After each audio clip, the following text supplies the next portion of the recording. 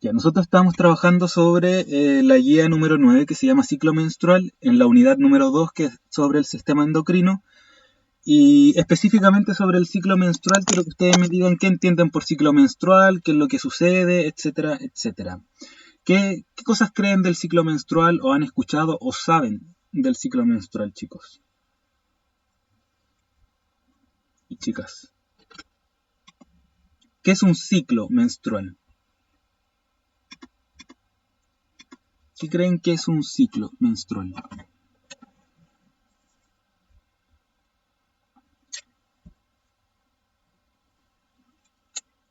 ¿Qué es un ciclo? ¿A qué nos referimos cuando hablamos de ciclo?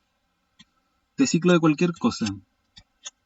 Cuando sucede y vuelve a repetirse de forma continua. Efectivamente, gracias Dylan. Efectivamente, un ciclo entonces es algo o algunos sucesos que van sucediendo y vuelve a repetirse de manera continua, constantemente, y se repiten estos procesos, aun cuando estos procesos pueden tener algunos cambios, siempre se van a estar repitiendo constantemente. Y cuando hablamos entonces de ciclo menstrual, ¿a qué nos estamos refiriendo entonces?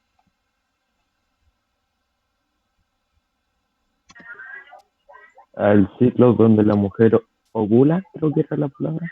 Ya, al No, no. ciclo donde la mujer ovula, ya, súper. ¿Alguien piensa alguna otra cosa distinta a la de Dylan? Ciclo menstrual.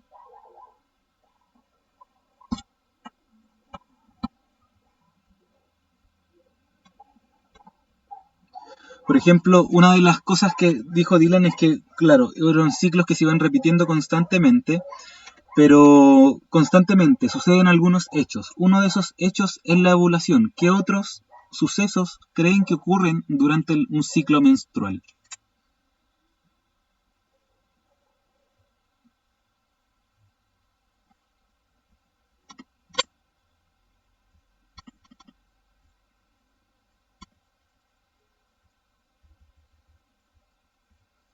Chicos, ¿qué otros procesos creen? Ya algunos ya tienen la guía hecha. ¿Qué otros procesos creen que ocurren durante un ciclo menstrual? Cuando se desprende el óvulo, Ya se desprende el óvulo. ¿Qué significa desprender el óvulo?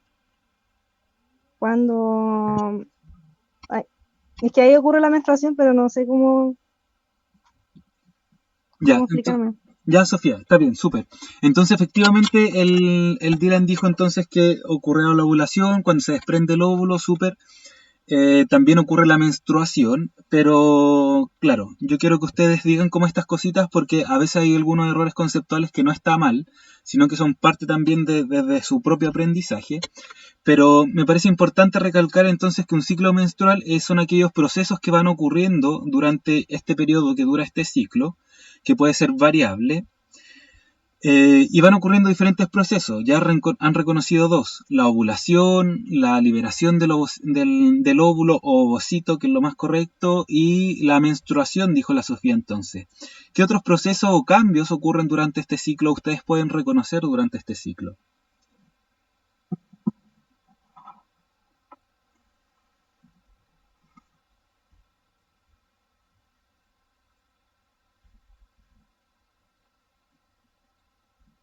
¿Qué otros procesos creen que ocurren durante este ciclo? Es cuando es la muestra de que la mujer es fértil, ¿Es la muestra de qué? ¿Dylan es la muestra de qué cosa? de que la mujer es fértil, no me acuerdo. Ya, sí, súper, efectivamente. La menstruación o este ciclo menstrual se repite solo en las mujeres que son fértiles, súper bien. Entonces ya tenemos algunas características del ciclo menstrual. Y la verdad es que a veces hay más mitos que nosotros conocemos con respecto al ciclo menstrual que conocimientos fácticos con respecto al ciclo menstrual. Entonces está la primera guía de perdón, en la primera actividad de su guía número 9 y les pide una serie de cosas. Primero le da algunos datos y le dice que Daniela tiene un ciclo de 28 días. Y dice que el primer día de su menstruación fue el 2 de julio. Junto con eso les pide marcar lo que dura un ciclo completo. Si comienza el 2 de julio, ¿cuánto duraría un ciclo de 28 días? ¿Hasta cuándo duraría un ciclo de 28 días?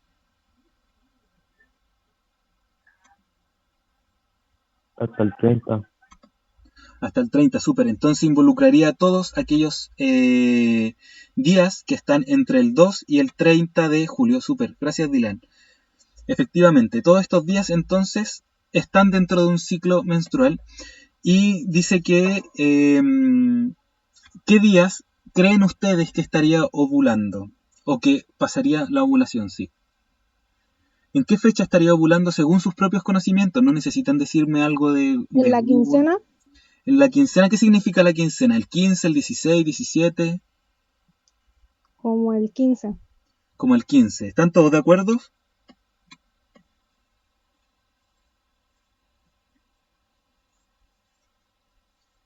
¿O alguien piensa otra cosa? Porque lo podemos discutir también.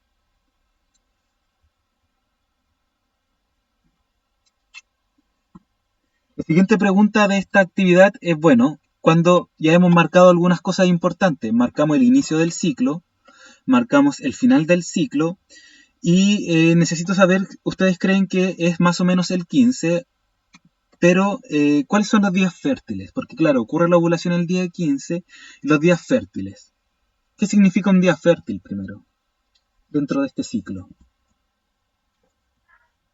Que puede llegar a embarazarse. Ah, no me sale la. Ya, bien, bien Dylan, no, está bien. Efectivamente puede ocurrir el embarazo durante esos días. ¿Los días fértiles entonces serán solo el día 15 o se extiende por sobre estos días 15?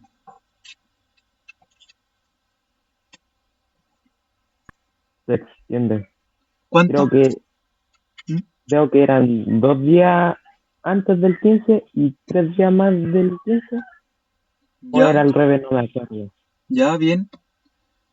¿Quién cree los demás? Sí, que son como 5 días fértiles, aprox. Son 5 días fértiles aproximadamente y varían en función si van a ser los 3 primeros días, los 2 segundos, los 2 días después o como dijo el Dylan, los 2 primeros y los 3 después.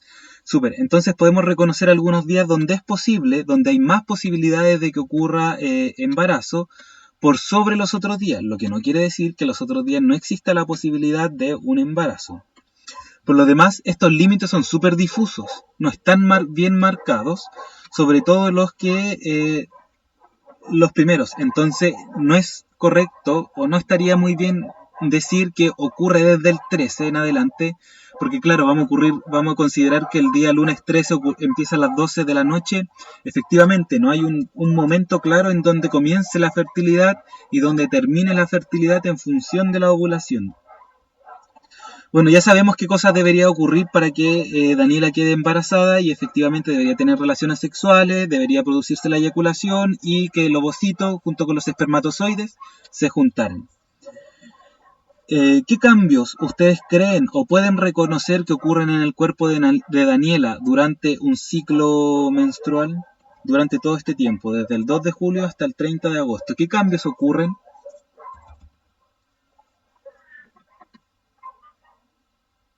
Cambios hormonales, Ya, súper. Ocurren entonces cambios hormonales. ¿Qué más?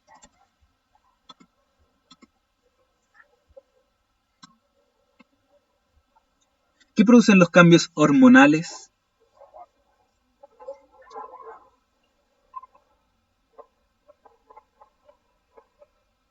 Ya los vamos a dejar entonces como punto suspensivo todos los demás posibles cambios. Espero que al final de esta clase ustedes sean capaces de decir, bueno, ocurren cambios hormonales, ocurren tales cambios, tales cambios, tales cambios, y también cómo afectan los cambios hormonales los procesos que ocurren dentro de este ciclo.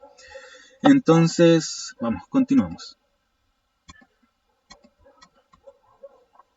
Entonces, decirle en primera instancia que el ciclo menstrual está compuesto por diferentes ciclos, o sí, diferentes ciclos que tienen relación uno con otro. Por ejemplo, el ciclo endometrial, que tiene que ver con el desprendimiento del endometrio, aquella capa que es más interna del útero, la que se conoce, la que termina formando la menstruación durante la menstruación.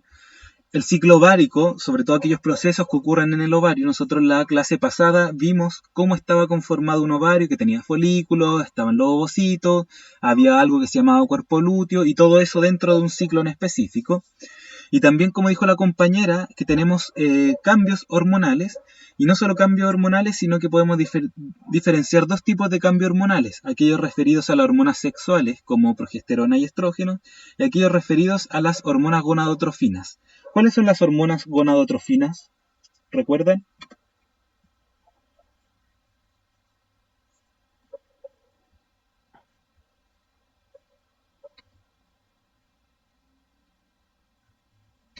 ¿Cuáles son las gonadotrofinas?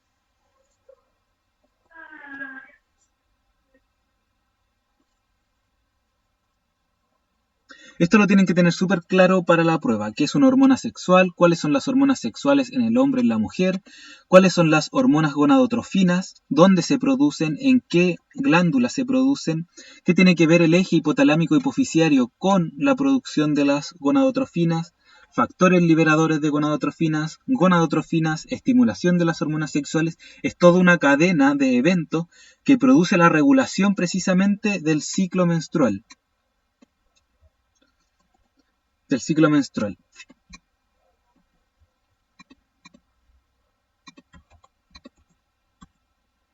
Entonces, en su guía, en la actividad número 2, le aparece un gráfico similar a esto y junto a esto aparecen algunas preguntas asociadas a este gráfico o a este modelo o a este esquema.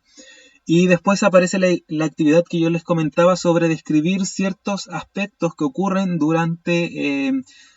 describir ciertos periodos de tiempo en función de una delimitación previa mía, ¿verdad? Yo les dije del día del 1 al 6, del 7 al, no sé, al 11 parece, del 2 al 13, por ahí. Y ustedes van a tener que describir qué cambios ocurren, pero para describir es necesario tener conocimiento de qué cosas están ocurriendo en estos momentos. Y como les comentaba, el ciclo menstrual, ahí está, el ciclo menstrual se comporta, interviene en diferentes ciclos y diferentes órganos, por lo tanto. Uno de estos órganos que interviene es el útero, y específicamente la parte más interna del útero que se llama endometrio, y es esta capa interna del útero la que crece y se desprende en ciertos periodos del ciclo menstrual. Otro de los órganos que interviene durante este ciclo menstrual es un ovario, y esto es lo que yo les comentaba durante la clase pasada que nosotros vimos, cómo estaba compuesto un ovario. Entonces, un ovario que está aquí en el útero, el que produce la ovulación a un oviducto, está compuesto por diferentes células. Y esto, más que ser una, la otra, estar todas juntas, lo que muestra es un ciclo de cambios, donde estos folículos se van madurando y luego van produciendo diferentes tipos de tejidos. Me explico. Existe una de las células más grandes del cuerpo humano en el ovario, que es lo que nosotros vamos a conocer como ovocito, o lo que se conocía también como óvulo. Es más correcto llamarle ovocito. Este ovocito no está solo, sino que está acompañada a una serie de células. Si se fijan alrededor de él, hay una serie de células muy pequeñitas, o más pequeñitas, que este mismo ovocito, y es lo que nosotros llamamos a este conjunto como folículo. Este folículo va madurando, es decir, va creciendo, hasta que se encuentra con un folículo totalmente maduro, y este folículo maduro es el que produce la ovulación. ¿Qué quiere decir esto? Que cuando el folículo está completamente maduro, listo para ovular, interviene o se produce el siguiente proceso, que es la ovulación, y solo se libera el ovocito.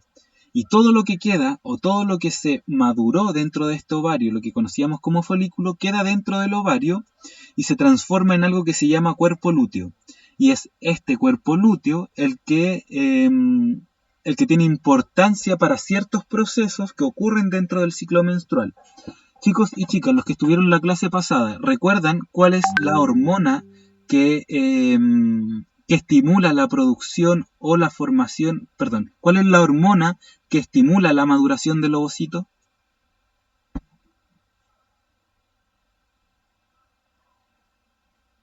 ¿No era eso del eje hipotalámico? Ay, no me acuerdo cómo era, algo del hipo, ¿o no? Sí, eje hipotalámico hipoficiario. Pero esos son órganos. Ah. Y hay una hormona que se produce en este eje hipotalámico hipoficiario que estimula el crecimiento de los folículos.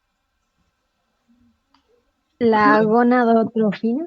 Súper, las gonadotrofinas, pero hay dos hormonas gonadotróficas, la LH y la FSH.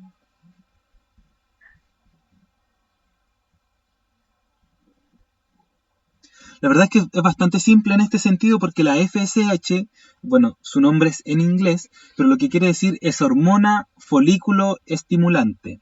Entonces la hormona folículo estimulante, como siempre les digo en ciencia los nombres son descriptivos, la función de la hormona folículo estimulante, paréntesis, FSH, es precisamente eso, estimular el crecimiento y la maduración de los folículos. Y la siguiente hormona es la LH, la hormona leutinizante, que tiene relación con la mantención del cuerpo lúteo hasta su degeneración completa. Súper chiquillos. El tercer órgano que interviene en este ciclo menstrual es precisamente este eje hipotalámico, de hipotálamo, y hipofisiario por la hipófisis. Ambas en constante regulación, produciendo factores liberadores de ciertas hormonas y liberando las hormonas, la hipófisis, que van a actuar en otros órganos. Nosotros también vimos la semana pasada que el hipotálamo, y a esto me refería delante cuando les decía que tenían que tener súper claro el eje hipotalámico hipoficiario, las hormonas que liberaba, etc. Pero no se preocupen porque ya vamos a tener tiempo para verlo. Bueno, ya no hay tanto tiempo, pero vamos a tener tiempo para solucionar las dudas cuando hagamos la clase o la reunión de la guía 11. Nosotros sabemos que el eje hipotalámico hipoficiario libera algo que se llama factor liberador. Y este factor liberador no es cualquier factor liberador, sino que es un factor liberador de gonadotrofinas.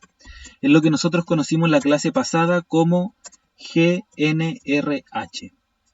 Este factor liberador de gonadotrofinas estimula en la hipófisis anterior la liberación de las hormonas gonadotróficas, que son las LH, la FSH, la hormona folículo estimulante, y la LH, la hormona leutinizante.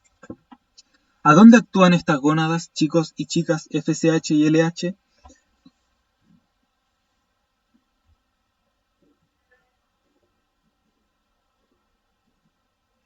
¿A dónde van a actuar estas hormonas?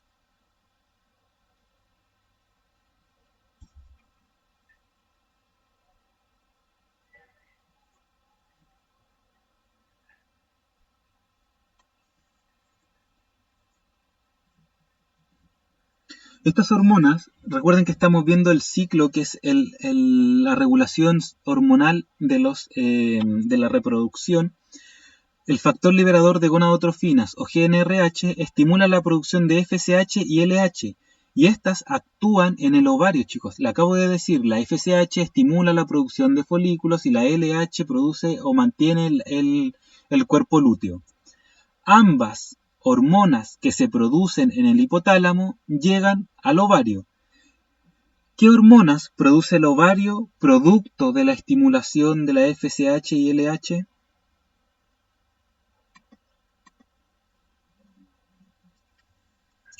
¿Cuáles son las hormonas sexuales femeninas?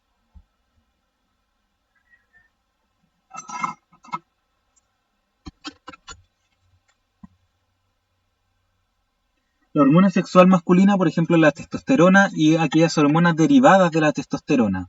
¿Cuáles son las hormonas sexuales femeninas?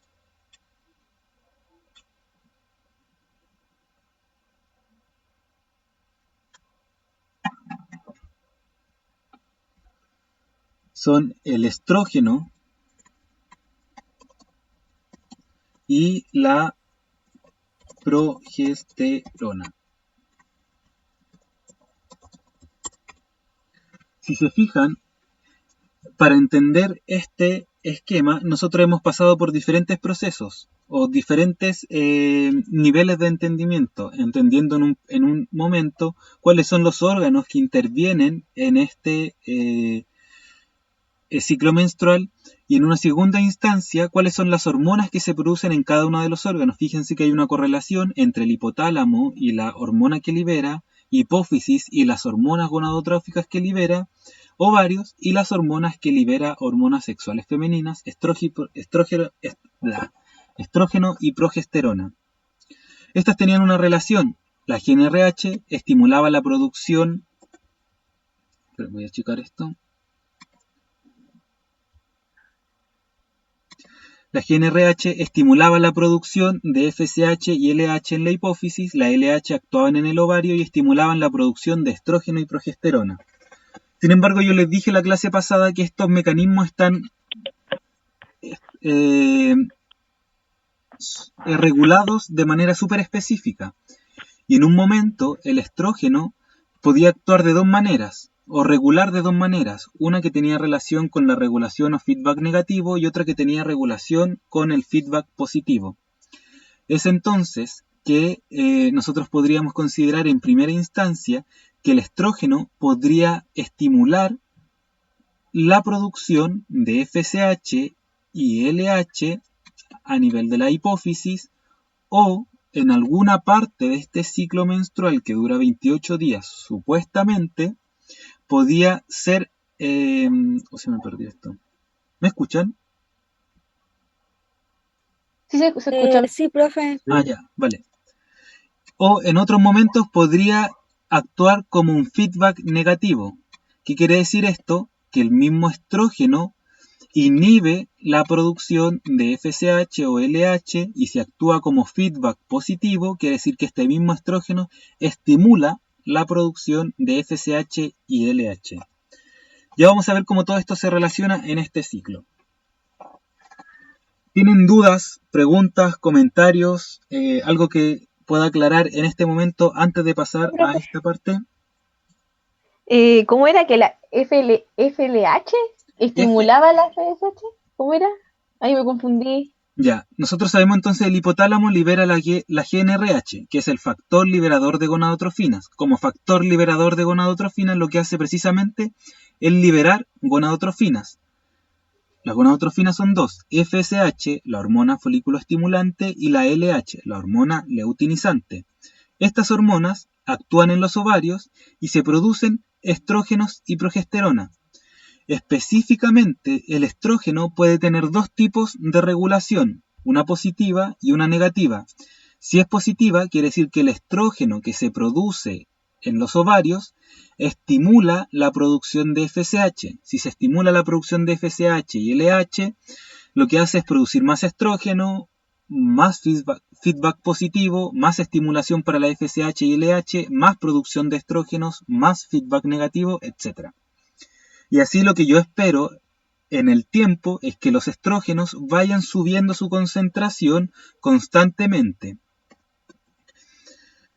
En un gráfico, por ejemplo, concentración, tiempo, yo espero que en un feedback positivo el estrógeno vaya subiendo en concentración porque el estrógeno estimula la FSH estimula el estrógeno la producción de FSH y así constantemente. Al contrario, en el feedback negativo, que es el estrógeno el que produce o inhibe la producción de FSH. Por lo tanto, si se inhibe la producción de FSH, los niveles de estrógeno no van a seguir hasta el infinito, sino que van a empezar a disminuir. Hasta cuando estén lo suficientemente bajos, que se va a volver a estimular el sistema y van a volver a subir y así constantemente en un ciclo genérico. Genérico me refiero a que puede ser de forma general, sin hablar de las particularidades del ciclo menstrual. Vale, no sé si respondí tu pregunta. Gracias, profe. Ya, de nada. Los demás, chicos y chicas, ¿tienen alguna duda, pregunta?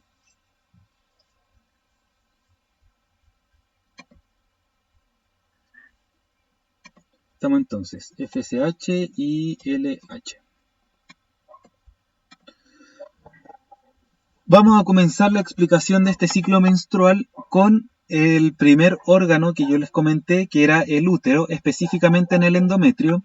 Nosotros sabemos que los ciclos duran 28 días, a nivel muy explicativo, porque pueden durar entre 21 días, 35 días incluso, no durar lo mismo cada ciclo, dependiendo de diferentes momentos. Un periodo de estrés podría intervenir en la duración de este ciclo. Entonces, efectivamente, en términos solo explicativos, nosotros asumimos que comienza o que dura 28 días, pero no necesariamente va a durar los 28 días.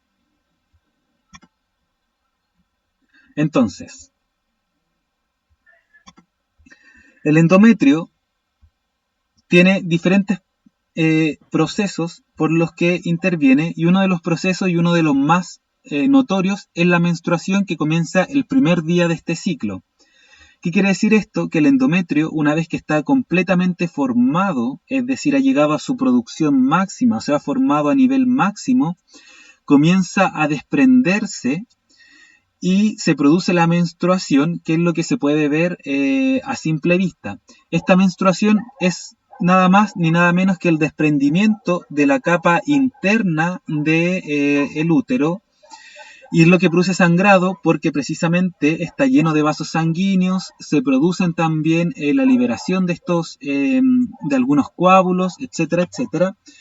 Es decir, el tamaño del endometrio va disminuyendo constantemente a través del tiempo. Una vez que se termina la menstruación, lo que sucede es una siguiente fase. No se llama fase folicular, sino que se llama fase proliferativa. ¿Qué quiere decir esto? Que el endometrio comienza a crecer, a proliferar, y la segunda fase no se llama fase lútea, sino que se llama fase... se me olvidó el nombre. Secretora. La fase secretora. Entonces la fase secretora es aquella fase en donde el endometrio está completamente formado, y no solo formado, sino que aquellas glándulas, por ejemplo, estas son glándulas, aquellas glándulas que se forman comienzan la secreción de sus productos hacia el exterior. Si esta glándula, esto es la materia de la clase número 1, si esta glándula produce hormonas o produce compuestos que se liberan al exterior, ¿es una glándula endocrina o una glándula exocrina?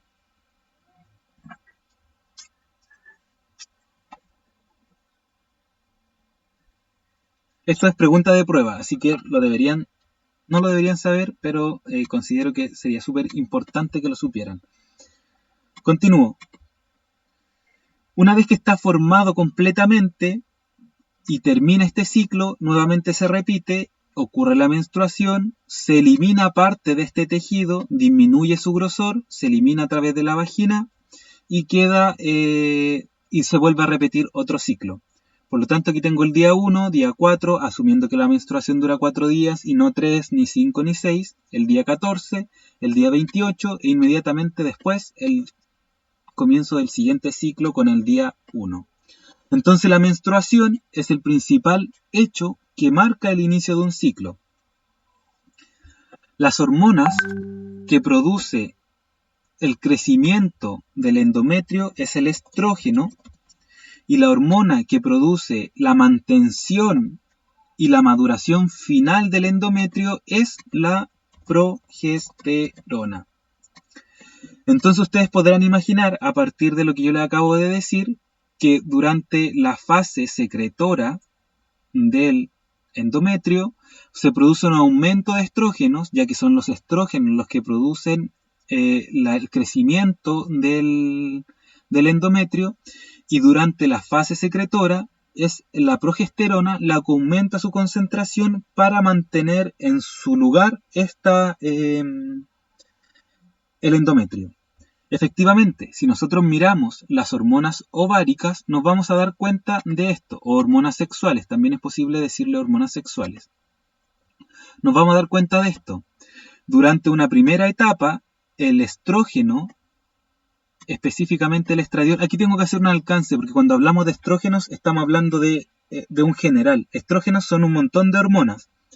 Durante la etapa fértil de una mujer, el principal estrógeno es el estradiol. Solo para que tengan esto como alcance, más que que lo anoten como una particularidad para la prueba. El estradiol es el principal estrógeno de una mujer en fertilidad. En una etapa menopáusica es otro estrógeno o otros tipos de estrógeno. Pero lo que les quiero decir es que mientras se produce el aumento, el crecimiento del endometrio, por el estrógeno, también va aumentando el estrógeno, los niveles de estrógeno, constantemente. Mientras estamos en la fase secretora, son los niveles de progesterona los que van aumentando constantemente. Resulta que una vez que los niveles tanto de estrógenos como de progesterona llegan a su nivel mínimo, ya no hay suficientes hormonas para mantener en su sitio el endometrio. Por lo tanto, como los niveles son tan bajos, se produce la menstruación porque no hay una carga hormonal que permita mantener al endometrio en su posición, y lo único que queda a este nivel es producirse la menstruación. Chicos y chicas, ¿tienen alguna pregunta?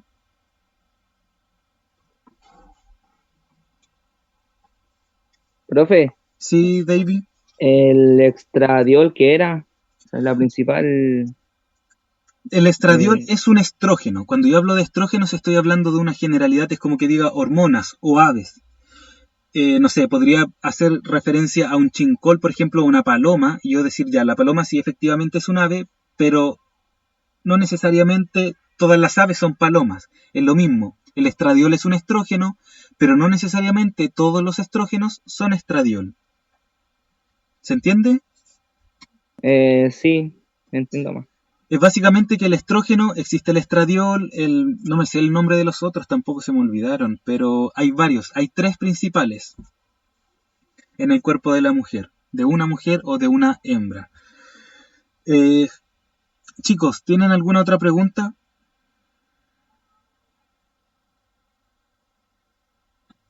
¿Cuál es, ahora yo les tengo una pregunta a ustedes, cuál es la hormona que produce específicamente, cuál es la hormona que produce el estrógeno?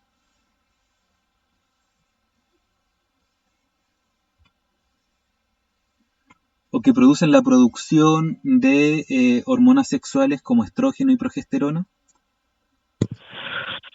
LH y la FSH. Ya, súper.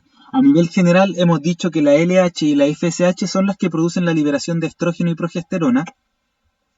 Sin embargo, bueno, se me queda un minuto, voy a cortar la clase acá y les mando el otro link y seguimos. La clase va a durar los siguientes 40 minutos y con eso estaríamos ya en condiciones de terminar la clase y de pasar a la siguiente guía en una siguiente clase. Chicos, cierro esto, les mando el link rápidamente y nos volvemos a conectar.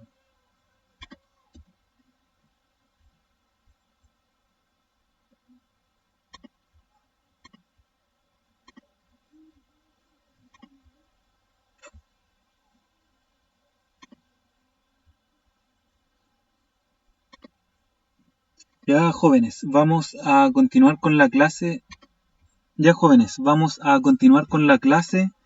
En el punto donde las dejamos pendiente. Necesito saber si tienen alguna duda, alguna pregunta, consulta. Yo, profe, Ya, dale, dime. que había cambiado fase folicular. ¿Qué fase era? ¿Cómo se llamaba esa fase? Se llamaba fases, la La otra era fase, la secretora, pero la sí, otra. secretora y proliferativa. Ah, ok. Es la fase en donde comienza a crecer el endometrio. La fase folicular es aquella fase que tiene relación con el ciclo ovárico. Por eso nosotros llamamos fase folicular a aquella parte del ciclo en donde se produce el desarrollo del folículo, y la fase lútea, aquella fase que se produce la formación y la degeneración del propio cuerpo lúteo.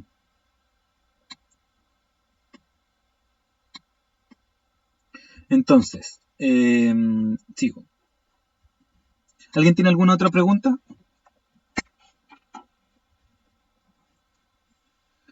Vamos, entonces yo les dije que el estrógeno, en este caso el estradiol, produce el crecimiento del endometrio, la progesterona produce la mantención del endometrio y la maduración final de esto, y cuando ambos niveles de hormonas están bajos se produce la menstruación, es decir, la caída del endometrio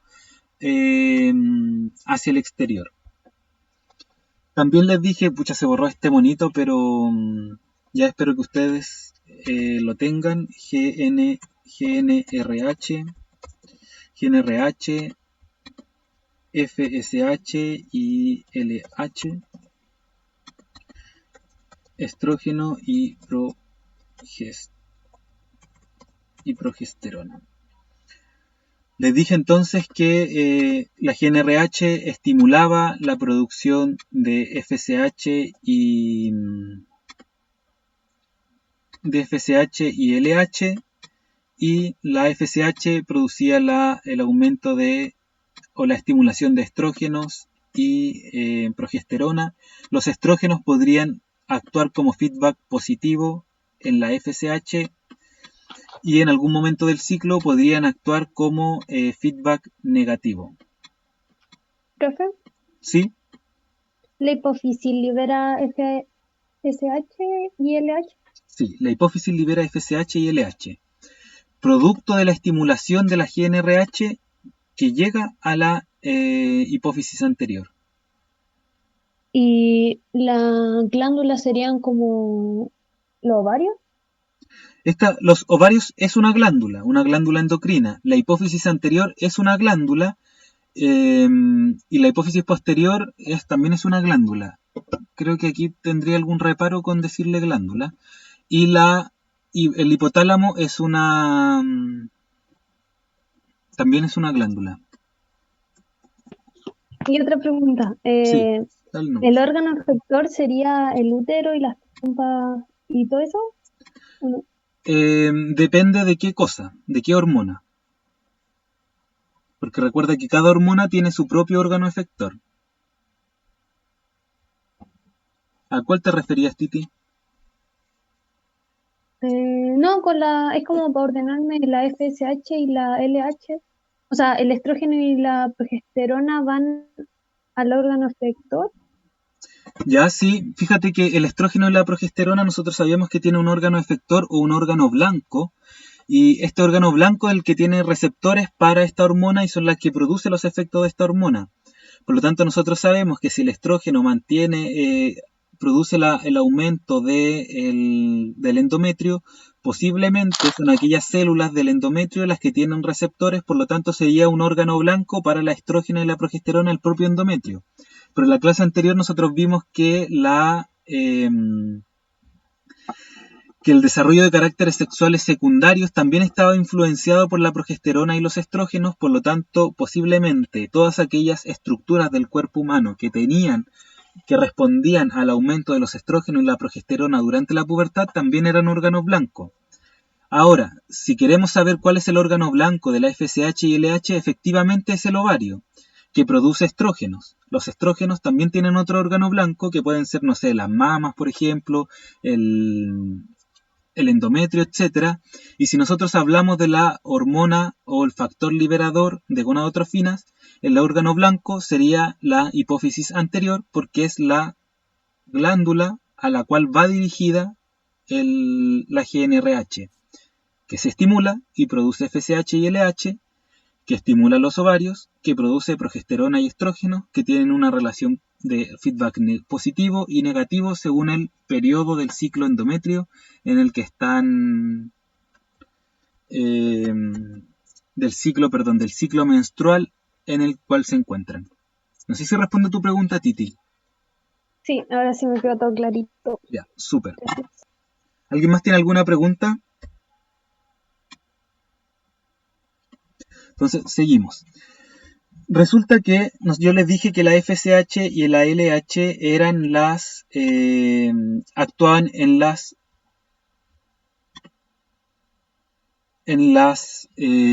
el ciclo ovárico, y la FSH, en la maduración del folículo, y la LH durante la segunda etapa luteinizante. Por lo tanto, ustedes inmediatamente se darán cuenta que la FSH actúa principalmente durante la etapa folicular del ciclo ovárico, y la LH donde actúa principalmente en la etapa lútea del ciclo ovárico. Como le comenté a la Titi, a la Vale, perdón, o la Titi, ya no recuerdo, la fase lútea se refiere a esta parte del ciclo que tiene que ver principalmente con el cuerpo lúteo, y la fase folicular, aquella parte del ciclo ovárico que tiene relación con el desarrollo de los folículos. Aquí sería FSH y en la otra sería la LH. La FSH actúa en los folículos, produciendo la maduración de los folículos, el crecimiento de los folículos y posterior maduración de los folículos, y es este folículo el que produce estrógenos. Por lo tanto, si en un principio no hay producto de la menstruación, como consecuencia de la menstruación, no, como consecuencia de los bajos niveles de progesterona y estrógeno se produce la menstruación, como los niveles de estrógeno y progesterona están tan bajos, lo que yo espero es que se produzca LH y FSH, principalmente FSH porque es la hormona encargada de el crecimiento de los folículos y su posterior maduración. Entonces, la FSH, si se fijan, efectivamente comienza a aumentar desde cuando los niveles de estrógeno están súper bajos, comienza a aumentar, junto con ello comienza a aumentar también la producción de estrógenos. Sin embargo, llega un punto máximo, un punto en la concentración de estrógenos que comienza a actuar como feedback negativo. ¿Qué quiere decir eso? Que el estrógeno, esta concentración de estrógenos, inhibe la producción de FSH, y si se inhibe la producción de FSH, solo queda que la concentración de FSH vaya disminuyendo a través del tiempo. Y ustedes se preguntarán entonces, ¿por qué sigue aumentando el estrógeno si ya no hay tanta FSH? Precisamente porque cuando se produce este quiebre, este feedback negativo, producto del aumento de la cantidad de estrógeno, es el propio ovocito ya maduro el que produce por sí mismo estrógeno, lo que aumenta la cantidad de estrógenos. Sin embargo, si se dan cuenta, llega otro punto en donde la concentración de estrógenos vuelve a actuar sobre la FSH, ya no de forma negativa, sino que ahora de forma positiva. ¿Qué quiere decir esto? Que la cantidad de estrógenos aumenta la producción de FSH y eso es lo que nosotros vemos. Esta producción de FSH, este aumento en la concentración de estrógenos produce el aumento rápido y repentino de la concentración de FSH, y no solo de FSH, sino que también de LH. Por lo tanto, ustedes se podrán dar cuenta que ambas hormonas, tanto LH como FSH, se producen justo en el momento en el que es el folículo el que produce la liberación. La FSH produciendo la última maduración del folículo y la LH produciendo el proceso en específico, que es la ovulación. ¿Dudas, preguntas, comentarios? ¿Algo que aclarar acá?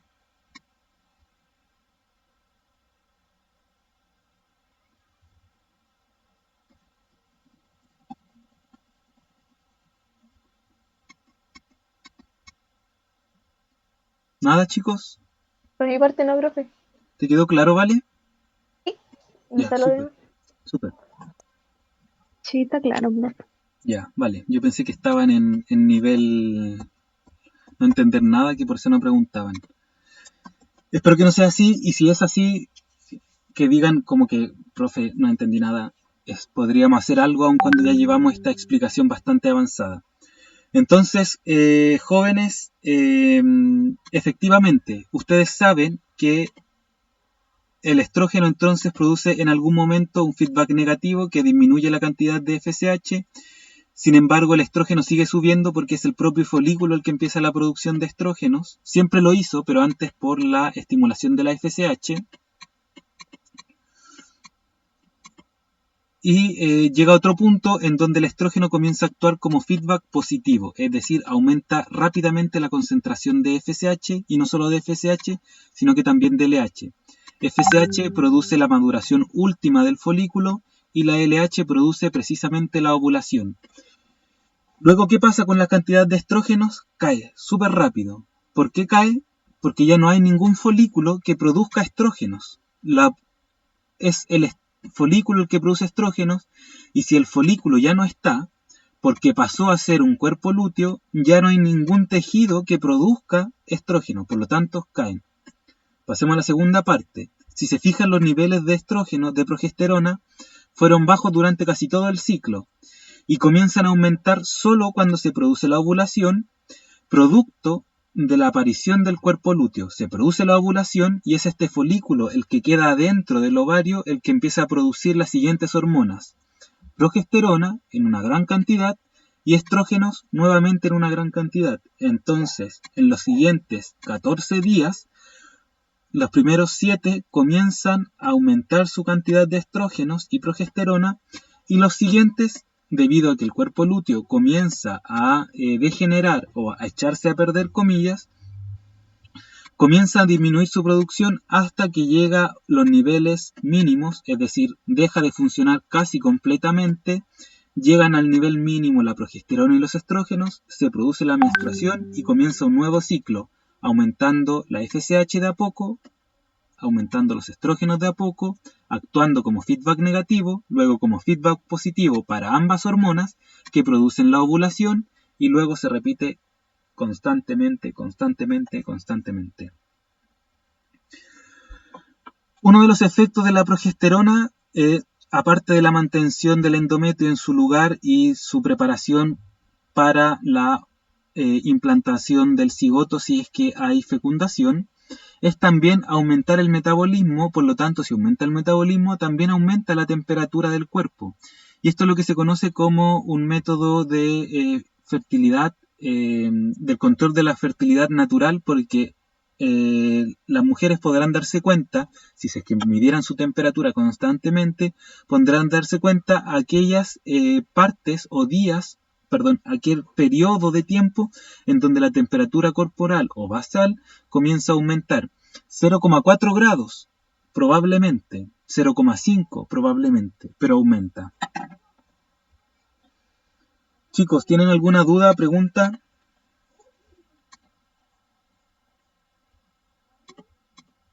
Los demás que están ¿Profe? como callados tienen... Sí, dime. La progesterona, como que igual tiene que ver algo con la fertilidad, ¿En qué sentido, Titi? que si no hay progesterona quiere decir que no mantiene el endometrio y entonces no puede como el espermio como adherirse. Ya, súper. Solo que creo que hay como algún error conceptual en el sentido de que se produce, mira, aquí tengo, se produce la ovulación, es decir, este pequeño punto que yo coloqué aquí es el ovocito, y los espermatozoides viajan por el oviducto, se produce la fecundación y es este ovocito el que va viajando a través del oviducto y se implanta en el endometrio. Entonces no son los espermios ni el ovocito el que se implanta en el endometrio, sino es que ya es el cigoto, es decir, la primera célula, ni siquiera la primera célula, porque se produce la fecundación y hay una célula, luego 2, 3, 4, 16, 8, 16, 32, y más o menos cuando está en esa etapa celular, cuando ya hay varias células, se produce la implantación en el endometrio. Lo que tú me preguntas sobre si la progesterona aumenta o puede mantener la fertilidad, efectivamente, tanto la progesterona como el estrógeno son indicadores de qué tan fértil puede ser la mujer, porque si hay muy poquita progesterona, podría desprenderse el endometrio antes de tiempo y afectar aquel parte del ciclo menstrual. Ahora bien, no conozco si la disminución crónica de progesterona puede conllevar a una enfermedad específica, pero sí me parece correcta la inferencia que tú estás haciendo, Titi, de que si hay bajos niveles de progesterona podría afectar a la implantación del cigoto, entendiendo el cigoto como ya un conjunto de células que se va a implantar en todo este camino. Lo otro, fíjate que también si hay poquita FSH también produciría problemas de infertilidad, porque si hay poca FSH va a afectar aquel proceso que tiene relación con la producción de folículos, que donde están los folículos, donde están los folículos es también donde están los ovocitos. Si el cuerpo lúteo también funciona mal, probablemente va a haber poca progesterona y estrógenos, por lo tanto también va a afectar a la implantación del ovocito. No sé si respondo a tu pregunta, Titi. Sí, profe. Ya, vale. Chicos, ¿alguien tiene alguna otra pregunta? Ya, entonces, lo último que quiero decirle es que nosotros, para su evaluación, hemos trabajado no solo con conceptos, si bien esta clase fue súper conceptual, un montón de nombres, hormonas, procesos, feedback, relación entre una y entre otro, quiero decirles que estos son modelos y ustedes saben que los modelos son solamente parte, explican solamente una parte de la realidad, mas no pueden explicar la complejidad de la realidad. Por lo tanto, hay varios procesos que se nos escapan cuando nosotros queremos explicar a través de un modelo. Sin embargo, también hemos trabajado ciertas habilidades que se denominan cognitivo-lingüísticas. ¿Por qué cognitivos? Porque tienen relación con sus procesos que son cognitivos, es decir, del procesamiento de la información, etcétera, y que tienen relación también con las capacidades que son lingüísticas, hablar, escribir, etcétera, como la definir, que fue una de las primeras cosas que nosotros trabajamos y que considero que igual está un poquito al debe porque no hemos hecho una buena retroalimentación para identificar qué es una buena definición o no, pero también es distinto a describir y también es distinto a explicar. Por lo tanto, si yo les pido defínenme una hormona, yo espero una definición y no una explicación. Cuando yo le hacía explicar el arco reflejo a través de un modelo, una situación a través del modelo de arco reflejo, le estaba pidiendo explicar y habían algunos estudiantes que describían. ¿Qué quiere decir describir? Enumerar características de un objeto. Por ejemplo, si alguien me puede describir este lápiz, me diría que tiene tapa, una tapa transparente, tal vez un poco azul, ya no le queda tanta tinta, etcétera, etcétera. Está enumerando cualidades de este objeto. Explicar cómo funciona sería muy distinto a describir el objeto en sí. Podrían decir, bueno, hay que primero para comenzar el proceso de escribir, hay que sacar la tapa, luego apoyar la punta del lápiz en una superficie, por lo general de papel, etcétera, etcétera, comenzar a hacer un trazo. Son distintas cosas. Y definir finalmente es como reconocer aquellos elementos que son característicos de el objeto. Por ejemplo, cuando yo les daba el ejemplo de definir una mesa, ustedes tenían que dar todas estas características, es decir, un poco describir el objeto, pero no solo eso, sino que también diferenciarlo de otros objetos parecidos, pero que no son una mesa, como un estante, por ejemplo, no sé. Para que ustedes tengan en cuenta que ya a esta altura, aun cuando estamos en distancia, hemos trabajado 3 habilidades distintas: definir, describir, explicar, y no solo eso, sino que hemos trabajado también con algunas habilidades científicas como explicación de gráficos, explicación y uso de modelos para aplicarlo a la realidad. Entonces, para que no se fíen de estudiar solo desde la materia, porque la materia no les va a dar el desarrollo de todas estas capacidades por sí mismo. Son ustedes los que, ocupando estos conocimientos, aplicándolo a diferentes procesos, actividades, ejercicios o problemas que se plantean, cuando comienzan a ocupar estas cosas. No estoy diciendo que solo lo hemos trabajado en esta clase, porque son procesos que ustedes desarrollan desde que son niños, desde que entran al sistema antes, pero desde que entran al sistema formal educativo están desarrollando estos procesos en lenguaje, en inglés, en cualquier prueba que ustedes le hagan, les piden, ¿cómo explicarías tal cosa? Describe tal proceso, explica lo que pensaba tal personaje, etcétera, etcétera. Son habilidades cognitivo-lingüísticas. Yo me tomo este tiempo para hablarle a ustedes sobre esto porque es importante tomar conciencia de estos procesos. Si ustedes toman conciencia, pueden intervenir en ellos y decir, efectivamente, esto tal vez no era una descripción, se parecía a una definición. Esta definición nunca fue una definición, fue una explicación, etcétera, etcétera. Lo último que quiero que veamos es su guía. Y con eso estaríamos terminando. Entonces, nosotros esta parte la tienen que leer porque es súper importante, sobre todo porque los ciclos no duran 28 días, sino que pueden durar entre 21 y 35 días. Son súper variables. Lo importante es que la ovulación siempre ocurre 14 días antes del término del ciclo menstrual. ¿Qué quiere decir esto? Que la menstruación siempre ocurre 14 días antes, no 14 días desde el inicio del periodo fértil, sino 14 días antes del final. Por lo tanto, ustedes solo van a saber cuando han estado en ovulación, cuando termina el ciclo. Por ejemplo, hoy día algún estudiante le dio, está con la menstruación, hoy día comienza, y bueno, se preguntará, ¿cuándo estuve en ovulación? 14 días atrás estuvo probablemente en ovulación. Con un 90%, 80% de probabilidad va a encontrar el día donde estuvo ovulando. ¿Qué sucede cuando hablamos de días fértiles? Es que los días fértiles son días antes y días después en los que es probable que se produzca el embarazo.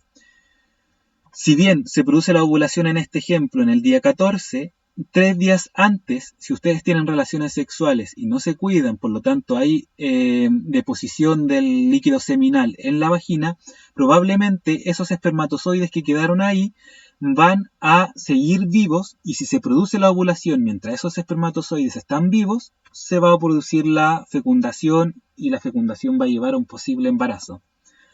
¿Por qué después? Porque el ovocito también sigue vivo un par de días, aunque debo reconocer que no está claro científicamente si el ovocito dura 3 días. Cuando yo estudié decían que eran 3 días antes y 3 días después, cosa que al parecer no es así. Solo el ovocito es capaz, aunque puede permanecer 3 días vivo, solo está disponible para la fecundación 24 horas. Es un periodo súper cortito de tiempo, pero sin embargo, aun cuando muy cortito en tiempo, los errores ocurren, las malas decisiones se toman y las cosas suceden. Así que eso, para que tengan ojo con respecto a lo que nosotros trabajamos en el momento.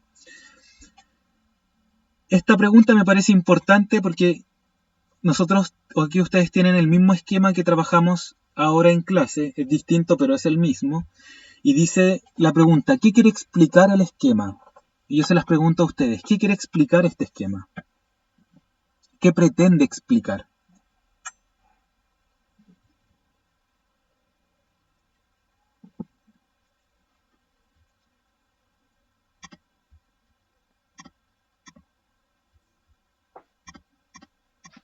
Quiere como explicar todo el tema del ciclo de la menstruación y lo que pasa durante eso. Ya quiere explicar todo el tema de la menstruación. Necesito que puntualicemos cosas. ¿Qué quiere decir todo el tema de la menstruación? Quiere explicar cómo ocurre la menstruación, cómo se produce el endometrio y cómo se mantiene el endometrio hasta una nueva menstruación en particular. ¿A eso te refieres, Vale? No, o sea, es que tiene como más, o sea, como que habla desde el principio como el tema hormonal Ya, hasta cuando la mujer está con la regla, se puede decir, ya, hasta que llega como la ovulación, como todo ese proceso largo que hay. ya. Pero ese proceso, como tú dices, efectivamente lo ve desde las hormonas gonadotróficas, lo ve desde el ciclo ovárico y lo ve desde lo ve desde el ciclo, desde las hormonas sexuales y aparte el ciclo endometrial. Entonces, chicos y chicas, ¿qué pretende explicar esto? Todo el tema del ciclo menstrual no es suficiente para tener una respuesta precisa con respecto a esto. Yo digo que los cambios hormonales y físicos como internos. Cambios hormonales y físicos, aquí tienen que ser súper precisos. Cambios hormonales. ¿Qué más dijiste, Titi? Y físicos Hormonales internos. y físicos internos. Por ejemplo, la regulación de la glicemia se producen también por cambios hormonales, incluso cambios físicos internos, en la producción o en el aumento de las células de los adipocitos, etcétera, células que son como las de grasa. Entonces no es tan preciso tampoco, porque ¿qué quiere explicar el esquema? ¿Los cambios hormonales y físicos a nivel general? Durante el ciclo menstrual. Menstrual. Durante el ciclo menstrual, ya específicamente, y aquí vendría o sería bueno, la Vale tiene un dedito para arriba, aquí sería bueno especificar aquellos procesos, cambios, ¿qué pretende explicar cambios hormonales y físicos durante el ciclo menstrual? ¿Cómo? No aquellos. Como los procesos que ocurren en las en la concentración de hormonas y ciclo, no sé, ovárico y endometrial. Les pido disculpas por los la falta de ortografía de tipeo. Entonces, chicos y chicas, efectivamente, ¿qué cosas quiere explicar el esquema? Quiere explicar primero el ciclo menstrual, pero no solo desde el endometrio, no solo desde las hormonas, ni de las concentraciones de hormonas, ni desde el ciclo ovárico, sino cómo también, como muy bien dice, aquellos cambios hormonales y físicos que ocurren durante el ciclo menstrual. Pero no solo cambios hormonales y físicos, sino cómo se relacionan cada uno de estos cambios hormonales y físicos con cada uno de estos procesos que parecen independientes, pero están todos conectados. Por eso quiero que seamos como papitas con las cosas que nosotros estamos diciendo, porque es súper distinto decir cambios hormonales y físicos a decir cambios hormonales y físicos durante el ciclo menstrual. Son cosas muy distintas. Yo nunca he sido tan estricto en estos momentos porque evidentemente no todos tienen la disposición ni la capacidad de entrar a estas clases online, ya sea por propia motivación o por algunos problemas sociales y socioeconómicos también y familiares. Así que eso, ¿qué cambios ocurren durante el ciclo menstrual? Ya ustedes se explayarán en esto y lo último que quiero comentarles es esto.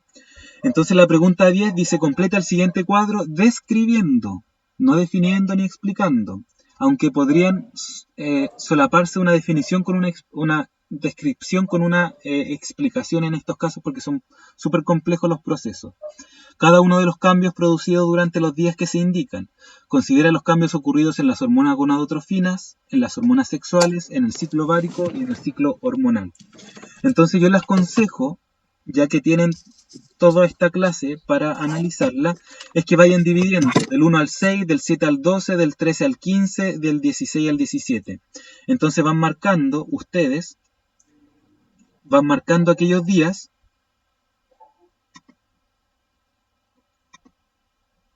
Por ejemplo, del 1 al 6, acá está el día 6, entonces del 1 al 6, ¿qué ocurre en los días del 1 al 6? Chicos y chicas, esta es una pregunta para ustedes.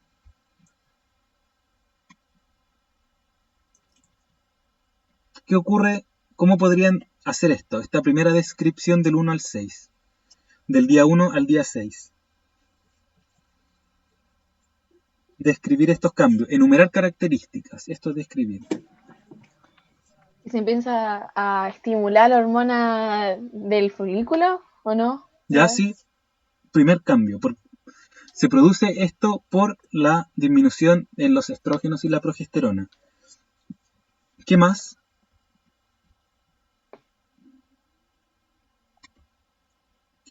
Comienza a aumentar la hormona folículo estimulante. ¿Qué ocurre con los folículos? ¿Están en proceso? Como muy chiquitito de ovulación. En los primeros procesos de la maduración, ya sean porque están recién empezando a afectarse por la hormona folículo estimulante, súper, con los niveles de estrógeno y progesterona, ¿qué ocurre? ¿Van aumentando? Sí, van aumentando de a poco. ¿Estrógeno y progesterona van aumentando o una por sobre la otra? Una sobre la otra. Súper. ¿Y durante el ciclo endometrial ocurre?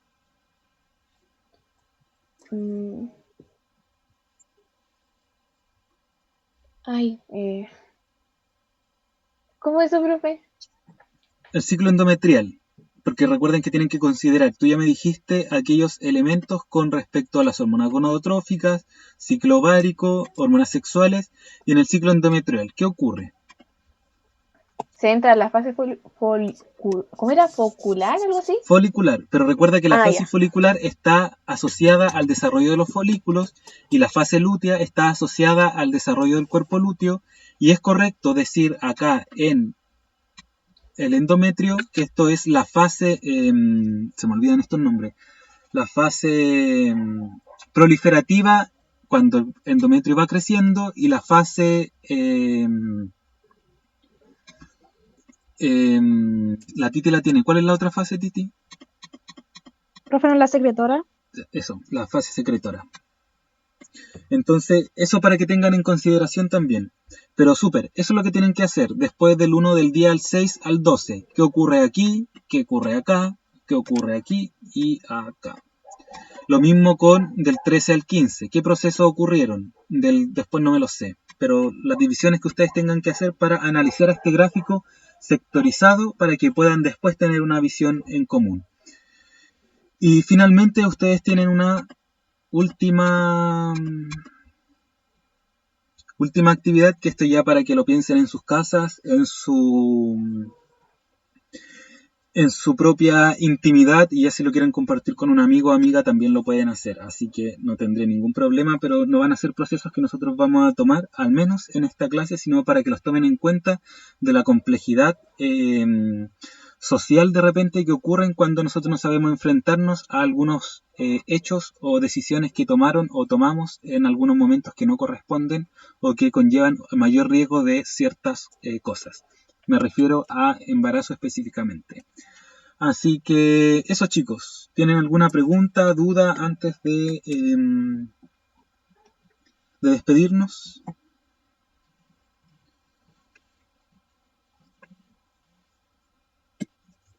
Por mi parte no, profe. Ya, la Vale no, las demás, ¿cómo van? ¿Entendieron? Sí, Carolina, ¿entendiste? Entonces, todo está... Es un lío, pero igual se puede entender. sí, lo entendí, profe. Ya, súper Carolina. Los demás, la Belén... Profe, yo ¿Mm? como que a veces me perdía me confundía en FCH y lo LH. Es Me que confundía sí, ya, dale. Eso igual te va a quedar más claro porque al menos, si no me equivoco, David ha estado apareciendo no en las primeras clases, sino que como ahora. Por lo tanto, es necesario, fíjate que nosotros hablamos de eje hipotalámico hipoficiario, órganos blancos, receptores, hablamos también de gonadotrofinas, factores liberadores, y son todos esos procesos que sería súper difícil ir en una primera clase y entender todo, porque son cosas que nosotros hemos ido viendo en diferentes clases. Así que es normal que te hayas perdido, pero solo queda solucionarlo y empezar a conectarse desde las clases que son más anteriores. Así que bueno, David, que lo reconozcas. Ya. Es bueno darse cuenta de esas cosas. ¿Los demás cómo estuvieron? ¿Muy complicado, muy difícil?